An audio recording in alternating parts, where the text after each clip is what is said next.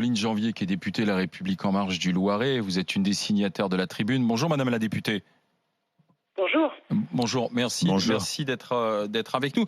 Alors, le président de la République a pourtant dit qu'il était contre. Hein, il avait dit qu'il n'y était pas favorable, parce qu'il n'avait jamais vu d'études robustes montrant que cela n'avait pas d'effet sur la vigilance, en particulier des plus jeunes. Pourquoi êtes-vous signatrice de cette tribune alors ?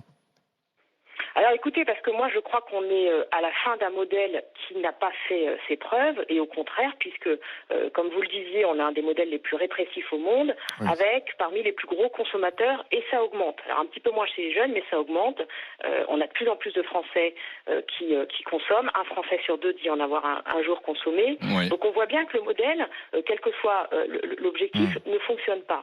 Moi mon point aujourd'hui, c'est de dire, c'est une question évidemment de sécurité, mais c'est aussi une question de santé publique, parce que qu'est-ce qu'on constate aussi ? Le taux de THC, donc qui est la substance qui a un effet psychotrope, donc qui est la substance la plus dangereuse, notamment pour les jeunes, notamment pour ceux dont le cerveau n'est pas encore complètement formé.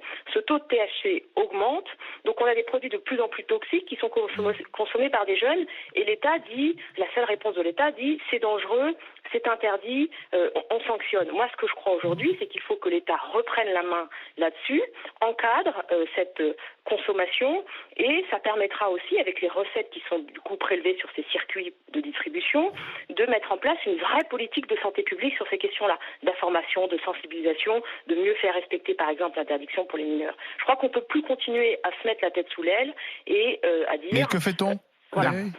Que fait-on de tous ceux qui vivent de ce trafic ?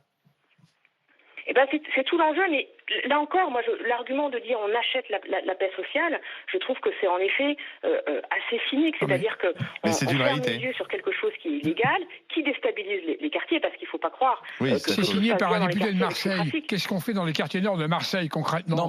Par quoi on le remplace ? Oui, c'est ça. Par quoi on le remplace ? On le remplace.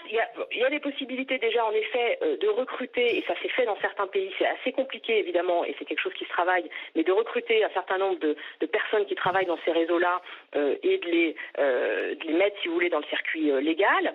Et après, le vrai enjeu, c'est l'emploi. C'est l'emploi avec les dispositifs, par exemple, d'emploi franc. Mais on ne peut pas considérer que dans certains endroits, finalement, tout le monde est satisfait de ça. D'accord, mais Madame la députée, enfin, soyons clairs, on est dans les GG. Des tribunes comme la vôtre, je peux vous en citer 50, ou allez, 100 depuis 10 ans. Oui. Alors, est-ce que c'est encore une tribune pour rien ? Auquel cas, c'est très bien, vous montrez que vous avez une certaine modernité d'esprit, que vous êtes plutôt libéral, mais ça sert à rien, c'est un coup d'épée dans l'eau, votre tribune. Ça va aboutir à quoi ? Pourquoi ça coince d'ailleurs ? Au-delà de la tribune, il y a quand même quelque chose en ce moment qui se passe à l'Assemblée. Il y a une mission d'information sur la question du cannabis, du cannabis thérapeutique, du cannabis récréatif. C'est la énième mission. Voilà, et donc cette mission d'information, elle devrait donner lieu à un rapport. Je ne sais pas si vous avez vu, mais il y a déjà eu un rapport qui a été fait par un organisme qui dépend de Matignon et qui justement explique qu'on peut. Donc c'est effectivement avec ce genre d'outils qu'on va arriver. Je peux trouver les 2,8 milliards. Mais comment on brise le tabou ? Les rapports et les missions. Madame la députée, la question c'est qu'on voit bien que c'est un tabou ce débat sur comment on le brise, parce que votre rapport, votre tribune, bon, on l'aura oublié. Il y en aura un autre rapport, une tribune dans 6 mois. Je ne crois pas qu'on puisse dire ça. Je pense qu'il y a aussi un effet générationnel. Les députés qui portent cette tribune-là, les députés qui portent cette tribune-là sont tous très jeunes, et je pense qu'il y a une appréhension du cannabis qui est totalement différente. Encore une fois, on est à la fin d'un système, ils en ont conscience. Moi, j'espère qu'ils vont porter ça jusqu'au bout, parce que c'est capital. L'idée aussi, c'est que moi, ce que je revendique, c'est aussi un changement d'approche, c'est-à-dire qu'on n'est pas dans quelque chose d'idéologique de dire consommons du cannabis, on a bien conscience de tous les dangers. C'est plutôt de dire quel est le meilleur modèle économique pour justement lutter contre la criminalité, mettre en place une politique de santé publique. Donc je pense que c'est une approche aussi un peu différente de ce J'ai une idée pour vous, Madame Janvier. Oui. J'ai une idée là. Puisque le président, il est sur la plateforme là de l'environnement, là, qu'il va y avoir un référendum. Débrouillez-vous à le faire glisser dans le référendum. Là. En plus, vous dites que c'est de l'agriculture bio là. Tout à fait. Glissez-le dans les questions sur le référendum. Ça c'est un argument, c'est que ça permettrait de créer des emplois dans l'agriculture. En Californie, c'est le cas. Madame. Maintenant, l'argument doit pas être économique, doit pas être celui qui doit faire qu'on change de modèle. Enfin, moi, mon point, en tout cas, c'est quand même une question de santé et de sécurité.